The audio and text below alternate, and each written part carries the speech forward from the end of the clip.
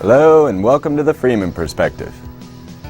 Today we're going to talk about corporate logos and their occultic meaning. Every day we pass by hundreds of symbols, but could it be that there's a hidden power behind these symbols? Could it be that there's something more here than meets the eye? Everywhere I looked into history, I continually came across one group. They were known as the Freemasons. They seemed to be affecting everything all around the world. No matter where I looked, their symbols were popping up on everything. Even my father was a Freemason, worshipful master of a German lodge, and he chased flying saucers for the government, built nuclear missiles, and was on submarines with Jimmy Carter.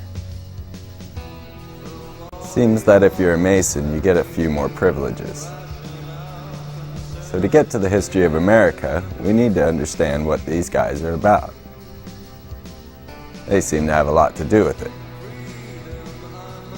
If we look at this list here, 50% of our presidents have belonged to a single fraternity. Either these are the greatest men in the world, or there's a conspiracy going on here. I found also that Benjamin Franklin, Paul Revere, even Benedict Arnold were all Freemasons. But a few missing from this list are Lincoln, Kennedy, and Nixon.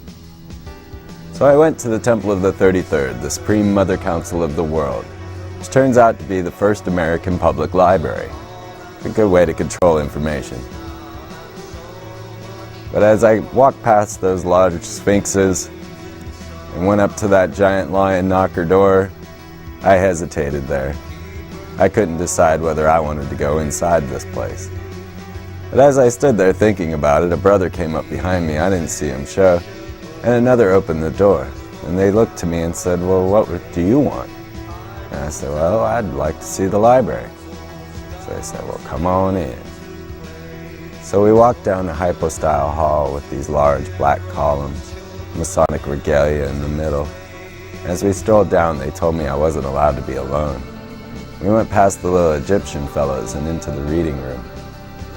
And there they have the busts of many philosophers and many great books. One of the philosophers' books that I was interested in was Mr. Manly P. Hall.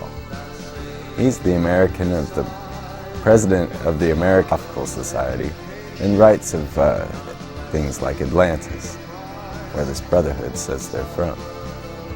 Well, in my excitement wandering around, I ran across a nice lady. She asked me if I'd like to take the tour. I said, "Absolutely." So she took me upstairs. And along the way, she says, "No, this place is haunted." And I told her I wasn't surprised.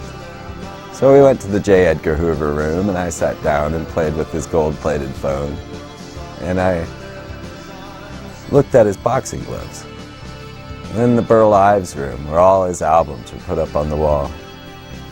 Into the Pillars of Charity, where the busts of Pike and Cole are there. And she says their ashes are kept here. And inside that little cubby there are hundreds of names of Freemasons. And she says, "Now, when you donate your first $1 million, you'll get your name up here." There were hundreds of names up there. Not surprising. They do rule the world. She took me to the Hall of Honors just to check out the notable 33rd degree Freemasons. I saw many that I recognized. I saw a picture of Harry S. Truman, Gene Autry, General MacArthur, John Glenn, Bob Dole, even Arnold Palmer was at 33rd. And no, his picture wasn't up there. But Michael Richards had been to the temple the week before I got there. and they were all making a lot of stink about it. Kept waiting for him to crack a joke, but he didn't. He took this very seriously. Seems that if you have your name on something, or have a city or a street named after you, you're most likely a Freemason. Just like Stephen J. Austin here. His picture is in the local lodge here in Austin. But what is this all about?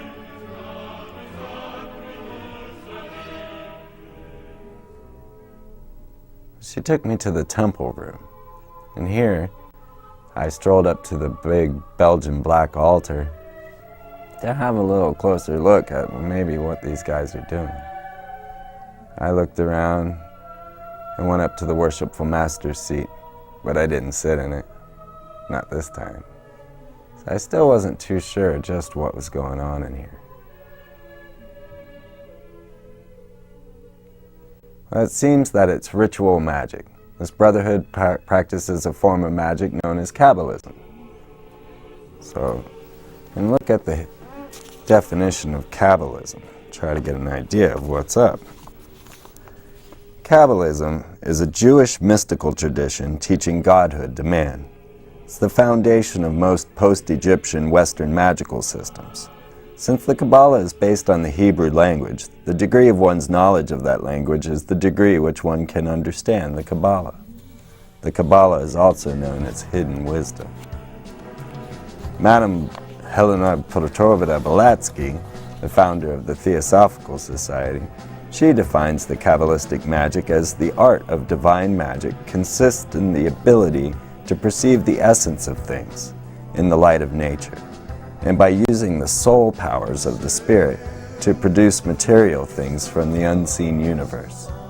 And in such operations, the above and the below must be brought together.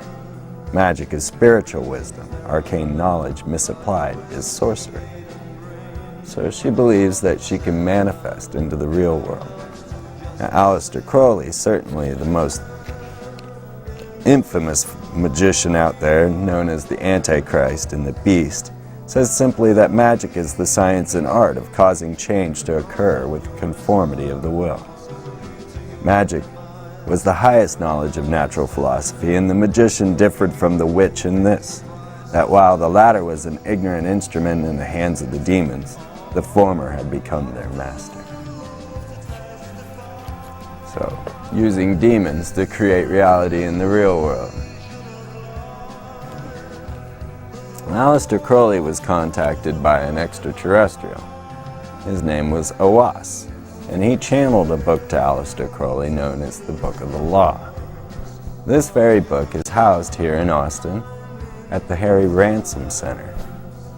I went up there to check it out, but a strange man came along, kind of gave me the eye, and they weren't going to let me film it anyway, so I left. But let's see what Owas told Crowley. He says, "I am the snake that giveth knowledge and delight and bright glory, and stir the hearts of men with drunkenness. To worship me take wine and strange drugs, whereof I will tell my prophet and be drunk thereof. They shall not harm ye at all. It is a lie, this folly against self. The exposure of innocence is a lie. Be strong, O man, lust. Enjoy all things of sense and rapture. Fear not that any god shall deny thee for this." Do as thou wilt is one of the codes used within the OTO. And another Kabbalist who had a lot to do with the creation of the modern-day Freemasons has a book called Morals and Dogma, and it talks a bit about the magic. He says, "The ancient astronomers saw all the great symbols of Masonry in the stars. Sirius still glitters in our lodges as the blazing star. The sun is still symbolized by a point within a circle, and with the moon and Mercury or Anubis in the three great lights of the lodge. Not only to these, but to the figures and numbers exhibited by the stars were ascribed peculiar and divine powers." So they believe these symbols have divine, peculiar powers, able to perhaps affect you. They practice the magic that the ancient Egyptians did. You might have heard of the Egyptian magicians in the Bible dueling with Moses. But when you stand before the worshipful master, you stand with your body erect, and your feet forming the angle of an oblong square. The Egyptians did it, the Masons do it. So you'll see here an oblong square at the Bank of America, and it actually shows the 3 different footing positions of the first 3 degrees, or the oblong square that is in Dell, or the winged oblong square of Sprint, or the oblong square of Sam's Club, or a more familiar oblong square of Enron, and perhaps the most infamous oblong square, the swastika. Do you know Hitler was into the occult? Do you know who else is?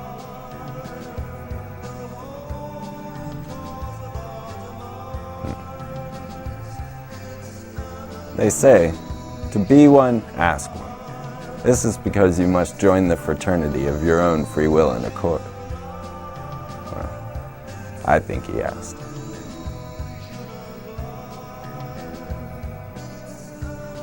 So you're starting to get an idea who's running things around here? Let's get a little deeper into this. Look at the Travis County Courthouse, leveled by the most worshipful Grand Lodge of Texas. And look at the date at which it was leveled. 5930 AL. This is the Anno Lucius calendar, and it dates back to ancient Babylon. So it's the year 6005 to your president. So you shouldn't be surprised to see the Masonic compass and square show up on buildings, general contractors, because the Masons were builders after all, and they build in the grand Egyptian style. So when I got to the Philadelphia Lodge, I wasn't at all surprised to come across an Egyptian room. There are many things to talk about in this room, but right now we'll focus on the winged disc. This was the winged son of Ra.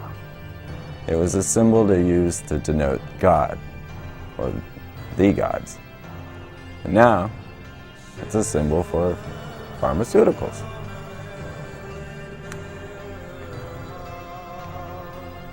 Used to be the chariots of the gods. Now it's the chariots of man. Could it be Harleys in space? Or a variation on a theme, a winged square, because it's said when you're a Freemason that you're a square man. You do things by the square. So you'll find the square of GM, the square of Wells Fargo, the square of Home Depot, or the square of American Express, or perhaps the swastika square of Chase Banks, because the square was important in Egypt. The cube was a symbol of man perfected. A Mason would say that he is a perfect ashlar, a perfect spiritual being inhabiting a material body. And the cube is used in magic. The magician's altar was a double cube, a powerful symbol of control. So you see here the double cube of Chevron. Of course, have to see 3-dimensionally. Or perhaps the cube of Gateway, or the game cube. Shall we say Knight in a cube? Or how about the cube of Fox? Or the cube of Cisco? They make all our food, but could it be that aliens are in charge?